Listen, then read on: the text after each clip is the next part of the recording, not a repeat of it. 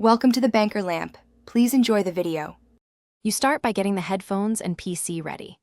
Make sure your AirPods Max have some charge and aren't actively connected to an iPhone or Mac. That can block pairing.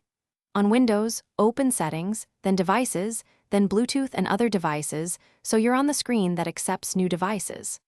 Once done, press and hold the AirPods Max noise control button until the LED blinks white. This forces Bluetooth discovery and tells your PC to look for them. You'll now add the device. Click Add Bluetooth or Other Device, choose Bluetooth, and watch for AirPods Max to appear in the list.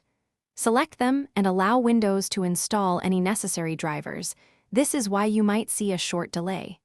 Make sure the PC sets them as the default output in sound settings, otherwise audio may still route to speakers. If Bluetooth prompts for pairing confirmation, accept it. This step ensures proper audio profile and mic availability once connected. You finish by verifying functionality. Play audio, check volume, and run a microphone test in sound settings to confirm both input and output work. If you encounter dropouts or one-way audio, toggle Bluetooth off and on or remove and repair the AirPods Max. This often clears profile mismatches. If problems persist, open Device Manager and update your Bluetooth adapter drivers.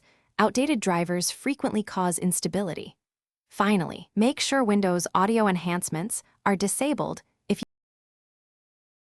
Thanks for watching. If this was helpful, leave a like and consider subscribing. See you next time.